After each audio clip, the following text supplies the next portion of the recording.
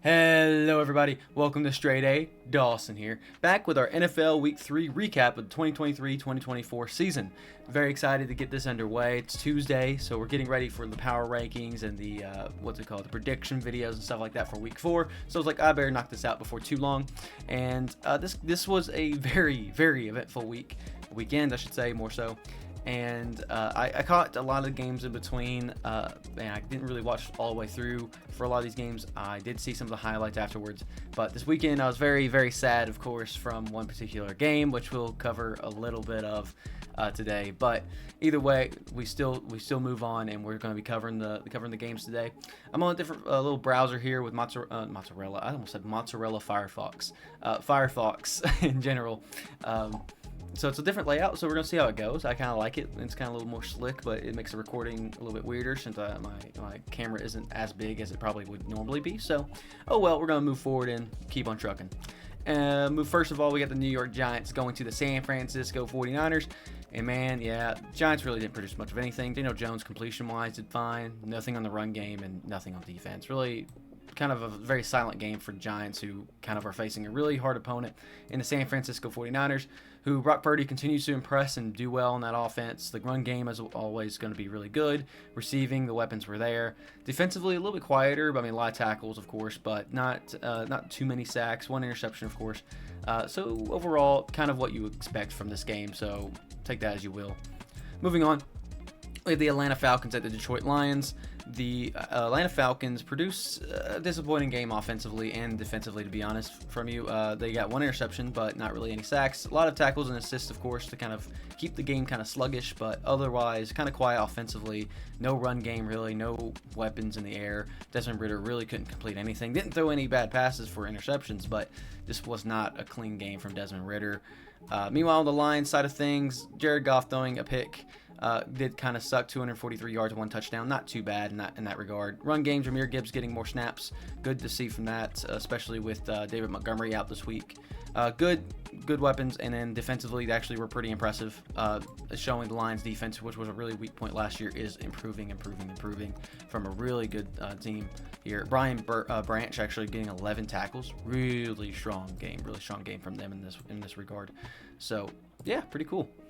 The Los Angeles Chargers at the Minnesota Vikings. Man, Vikings, I am so sad for y'all. I really am. But first of all, we're going to look at the Charger side of things. Very impressive game from Justin Herbert. Continues to impress me, I'll be honest. I'm really happy for him because I think he deserves to do well. Offensively, this team's doing great things. I mean, look at the receiving games. Keenan Allen, Mike Williams, Joshua Palmer, all doing well. Justin Herbert completing so many of his passes.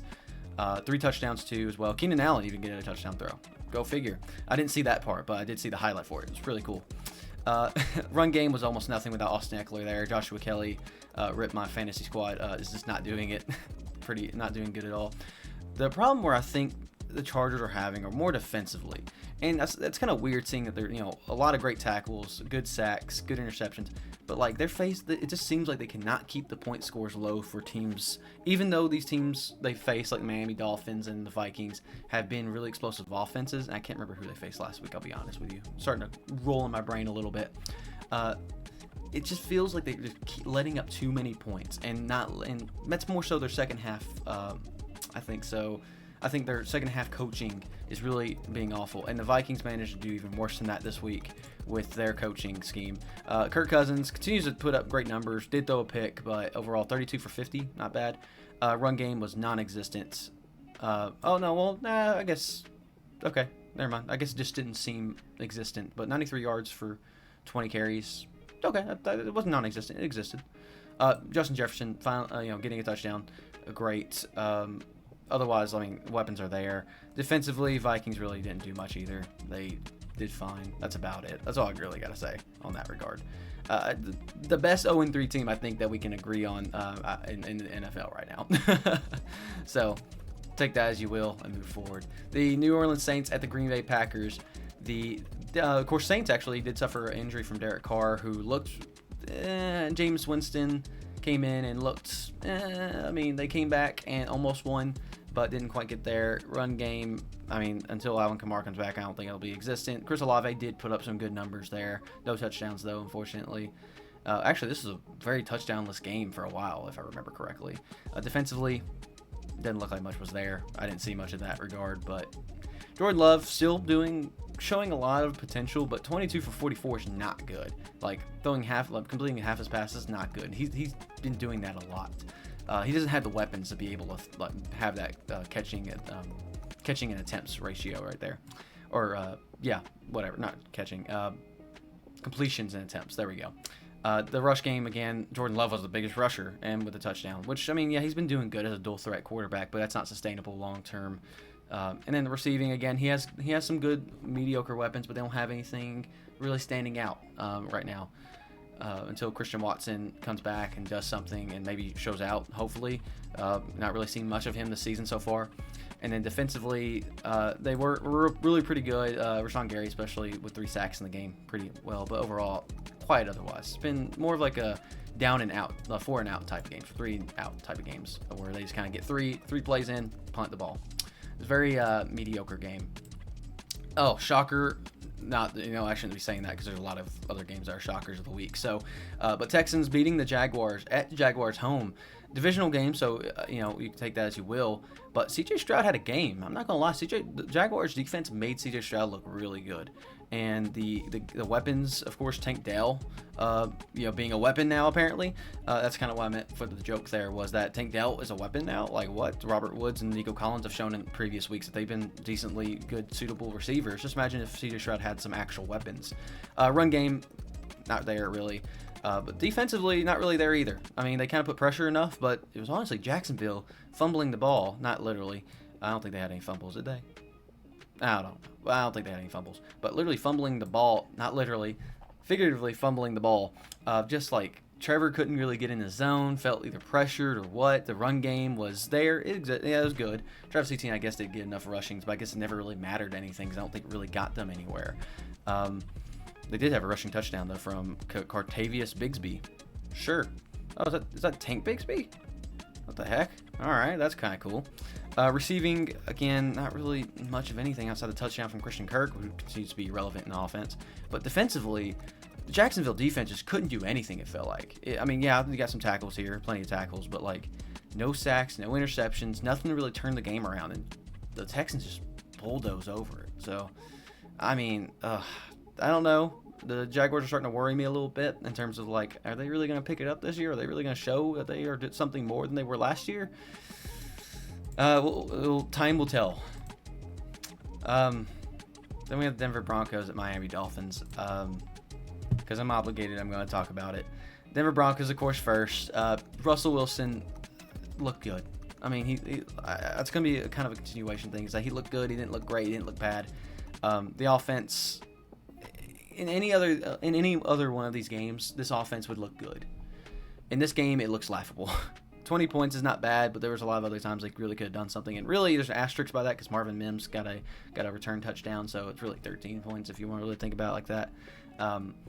Otherwise, it's so quiet, and like we were down by like 35-7 or something, 35-10 or something by half, and it was just not good. Defensively, it looks fine.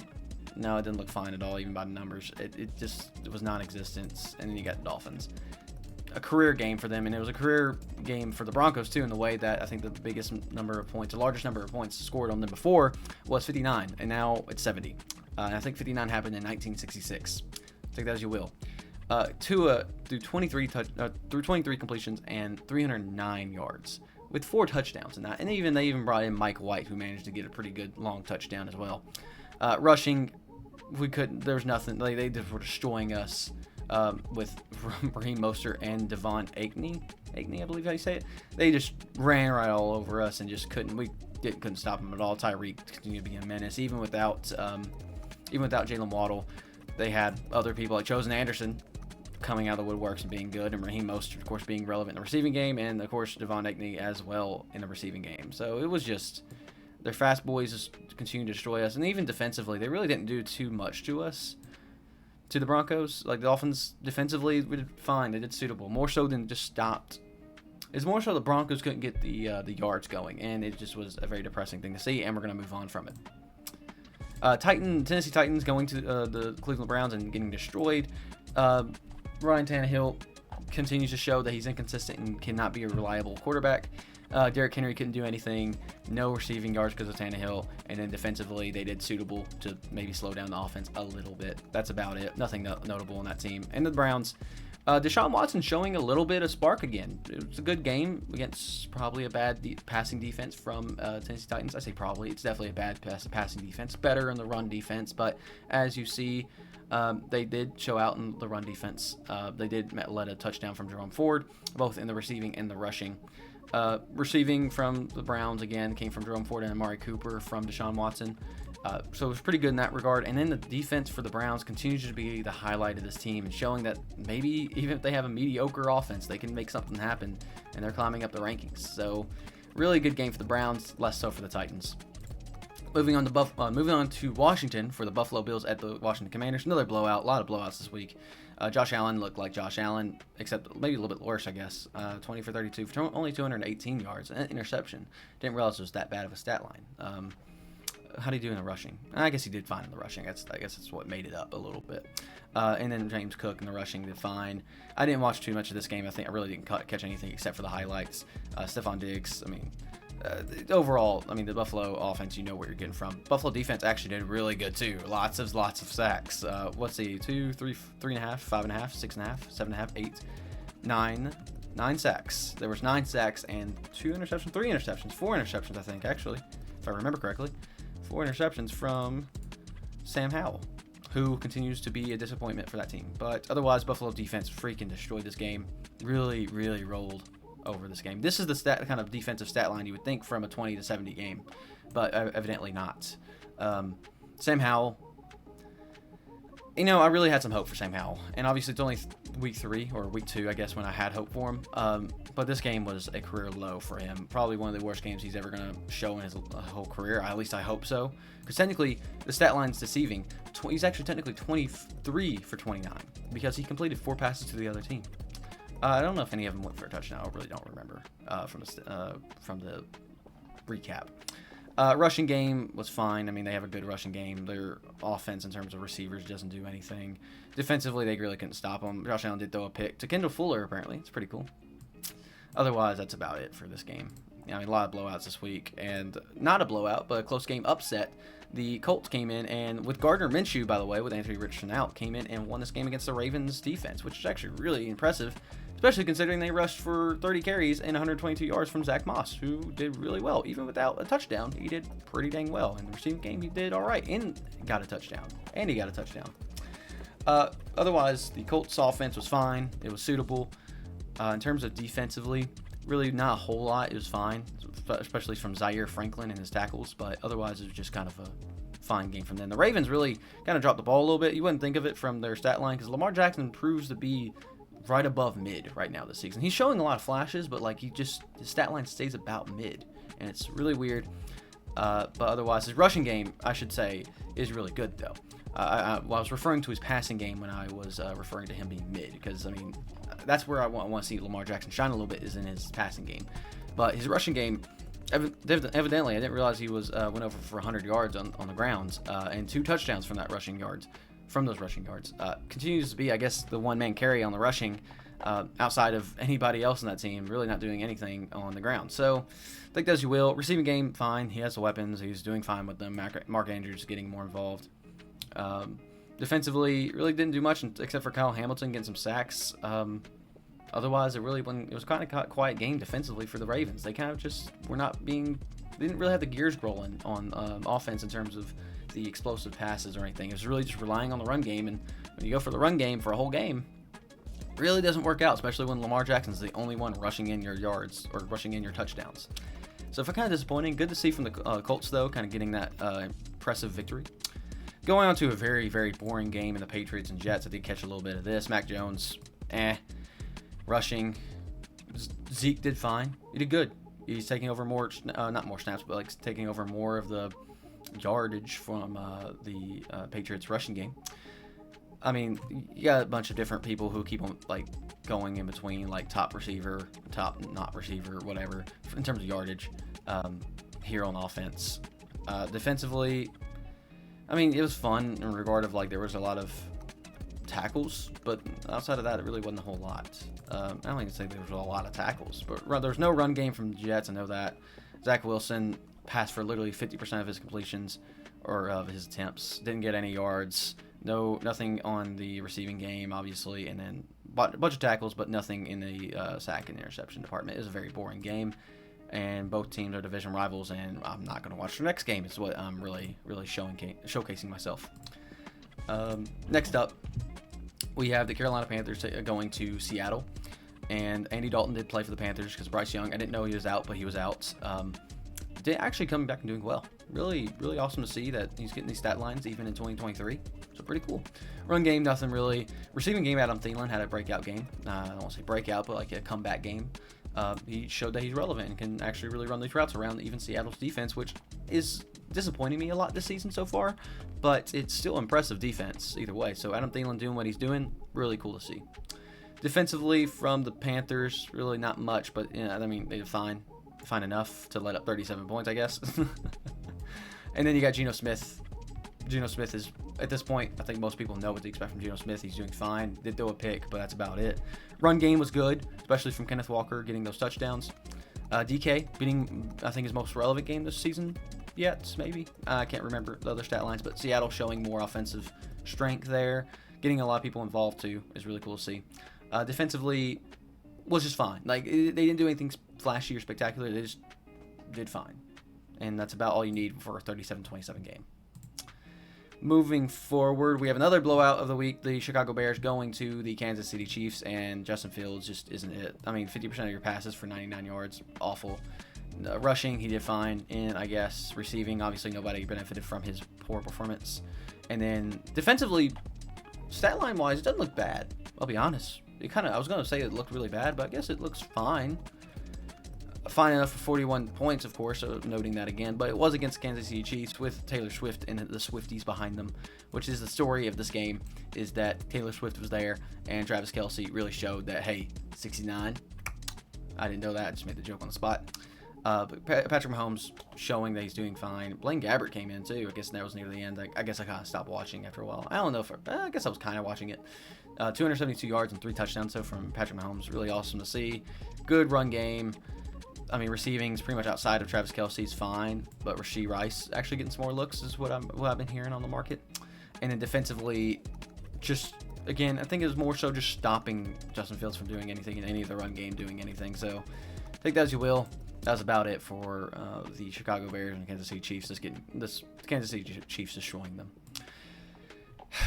Shocker of the week. Later tonight, I'm getting a little surprise for me for my my lock of the game for the Cowboys and Cardinals. So go watch the predictions video to see that, or maybe the power rankings. Who knows what the video is going to be in at this point. It's one of those videos. Go check them out. Check them both out. Like them both. The Cowboys offensively were fine. Tony Pollard rushing game was really what carried the offense, but nothing receiving wise was extraordinary. Defensively was very, very disappointing. Now, obviously, this isn't horrible numbers or anything, but like it's not great. It's not great numbers at all. Because Josh Dobbs picked apart the Cowboys defense, and honestly, the run game kind of helped solidify that a lot of times. Even Joshua Dobbs, 55 yards, holy crap, good for him.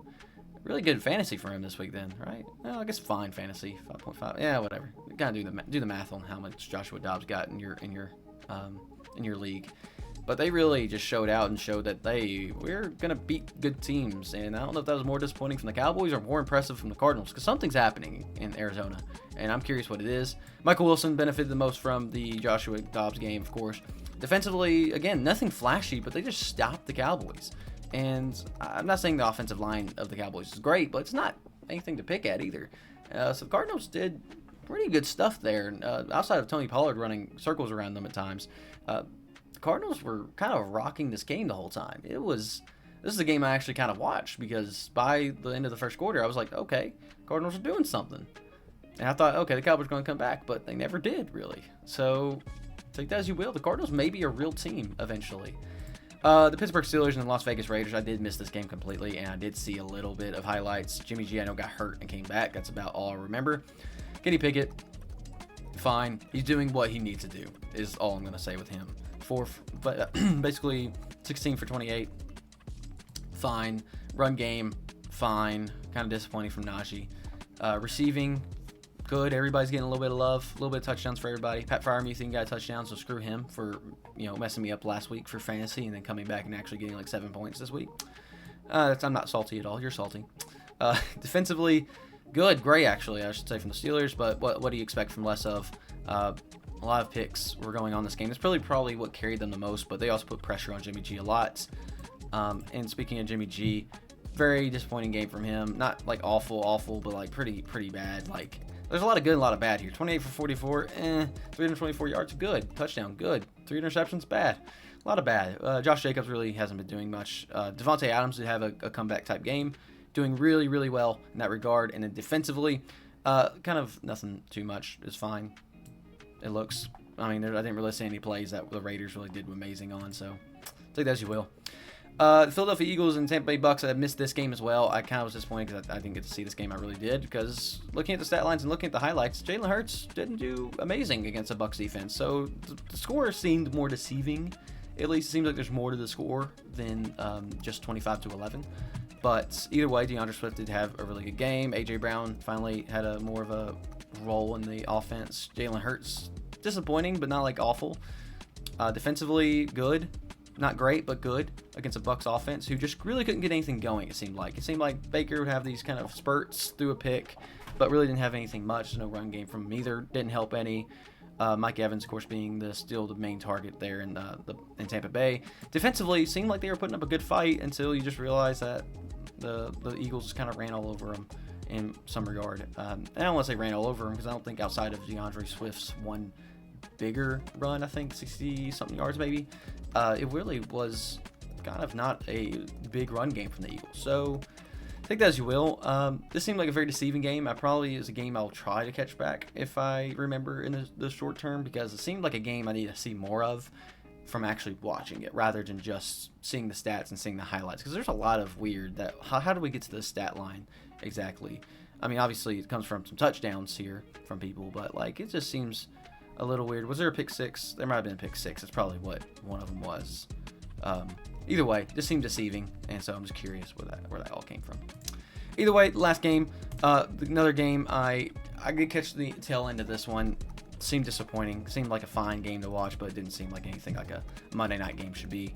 Matthew Stafford, not very good game from him. Definitely a step down from his previous 2 weeks. Puka Nacua still continues to be a pretty good target there, as well as Tyler Higbee getting some love as well. Good to see. Run game, really nothing. Defensively, really nothing. I mean, it was kind of just from what I saw near the end of the game, was really just 3 and stop, like 3 downs and punt, 3 down, punt, 3 down, punt. Bengals a little bit more impressive, but not too much more. Joe Burrow throwing slightly over 50 and 1 interception, but no touchdowns. Did get a Joe Mixon touchdown on the grounds, as well as this actually I shouldn't say good game, great game from Jamar Chase, who continued to lead the team in receiving. Defensively, again, I guess there was 2 picks and a couple sacks. There's a lot more sacks than I thought there would be. 4, 5, 6 sacks. So pretty good from the Bengals in that regard, I guess. And 2 interceptions from Logan Wilson. Also really cool to see. It just seemed fine. I mean, it was a Super Bowl rematch. The Bengals got their win back. Take that as you will. They didn't get the Super Bowl originally, so is it really your win back? Take that as you will. I don't know even really what to say about this week. A lot of good teams did bad. A lot of bad teams did bad. A lot of good teams did good. And a lot of mediocre teams just did mediocre. I don't know how to really take this week. A lot of mixed signals in the first 3 weeks already. And granted, we have a long season ahead, but we'll see from this week how things turn out and go. If we look at the standings, we'll kind of do a quick standing recap. I think there's 3 undefeated teams. The Dolphins. Okay, 3. Okay, Dolphins, Eagles, 49ers, all really great teams. All defeated teams, so teams who haven't won yet. Vikings, Bears, Panthers, Broncos, and that's it. So there's 3 undefeated teams and 4 teams who've been all defeated. Dolphins, I really want to see more from them. I'm excited to see how their season progresses, because I always, with these high explosive teams, I get nervous from their inevitable implosion. Because if I remember correctly, the Arizona Cardinals 2 years ago were a really good team and kind of just imploded on themselves all of a sudden. So I don't know. It makes me more nervous ever seeing that and seeing other good teams go off really strong and then just kind of teeter off near the end. Makes me a little nervous. So hopefully they keep up the momentum, because I would love to see the Dolphins do well. Broncos, Yeah, the Broncos. They exist. The Eagles are doing well. I mean, they're showing what they did last season. They're just playing consistently good football. They're not doing anything splashy or great. They're just winning games. Simple and to the point. 49ers, easily the best looking team in the whole league. Not making stupid mistakes. We'll see if they make a stupid mistake, because I believe they're playing the Cardinals this week. So excited to see that. See how many people take the Cardinals for that one. The Vikings and Bears. Bears deserve their 0-3 easily. The Vikings are probably the best 0-3 team I've ever seen, because they've been competing against good teams. They just cannot finish games, and that's all really. It's kind of the opposite problem from the Chargers. It's almost like the Chargers can't hold a lead, while the Vikings can't win a game and overtake a lead, really. I guess they've led a couple times and let up games too, but it's just disappointing to see. And the Panthers, it's just they look fine. They look good enough. 0-3 seems a little aggressive, but I get it, because their games have been kind of rough. But, I mean, once Bryce Young comes back, hopefully that kind of continues to pick up for them. Otherwise, a lot of mediocre teams, a lot of mediocre in between, and a lot of good teams who aren't, undefeated. That's kind of crazy, too. Like, you would think the Chiefs maybe would have a chance of being there. Bills, Bengals are 1-2, bottoming the AFC North. The AFC South being led by the Colts currently. That's kind of wacky. Anything else kind of wacky right now? No, Packers and Lions competing for the NFC North. NFC South is close like we thought it'd be. Yeah, that's about all I got in that regard. Otherwise, that's really all I have for today's recap video. Lots of varying things. We'll see how next week goes, and we'll see how the predictions go. Tune in for those videos. You'll see this tonight, which is going to be Monday night, of course. Yeah, Monday night, right? Yeah. Right? It's Tuesday night. Oh my gosh. Monday Night Football was yesterday. I'm going to leave that in because of how brain dead I currently am.